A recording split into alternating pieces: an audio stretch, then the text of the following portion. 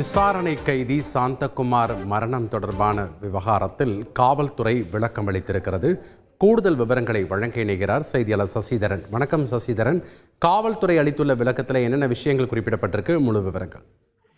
Lockup மரணம் குறித்து காவல்துறை ஒரு விளக்கத்தை அளித்திருக்கிறது. கடந்த 13ஆம் தேதி புட்லூர் பகுதியில் அவர் கூட்டாளியுடன் பதுங்கியிருப்பதாக கிடைத்த தகவலின் பேரில் காவல்துறையினர் சம்பவ இடத்துக்கு சென்று அவரை மடக்கி பிடித்து கத்திகள் மற்றும் டம்மி துப்பாக்கி ஆகியவர்களை கைப்பற்றினர். அவரிடம் நடத்தப்பட்ட விசாரணையில் மற்ற ஒரு குற்ற செயல் புரிய சதி திட்டம் தீட்டியது தெரிய வந்தது.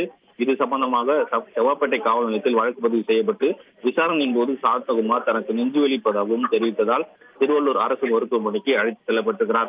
ஆனால் மருத்துவமனைக்கு கொண்டு செல்லும் முன்பே அவர் இறந்துவிட்டதாக மருத்துவர்கள் தெரிவித்திருக்கிறார்கள். சாந்தகுமாரின் இறப்பு மீதான சந்தேக மரணம் என வழக்கு பதிவு செய்யப்பட்டு திருவள்ளூர் குற்றவியல் நடுவர் விசாரணை செய்து வருகிறார். சாந்தகுமார் மரணம் குறித்து விசாரணை நியாயமான முறையில் நடைபெற்று வருவதாகவும் விசாரணை செய்த காவல் ஆய்வாளர் பணியிடம் நீக்கம் செய்யப்பட்டிருக்கிறார்.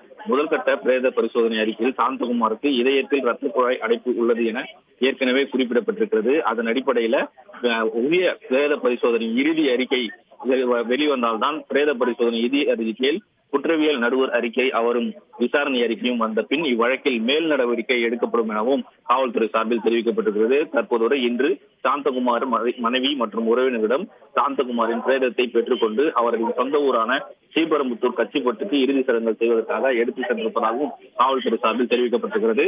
மேல்கட்ட நடவடிக்கை என்பது இறுதி பிரேத பரிசோதனையின் இறுதி அறிக்கை மற்றும் குற்றவியல் நடுவர் அவர்களின் விசாரணை அறிக்கையும் வந்த பின்புதான் எடுக்கப்படும் எனவும் காவல்துறை சார்பில் தெரிவிக்கப்பட்டிருக்கிறது.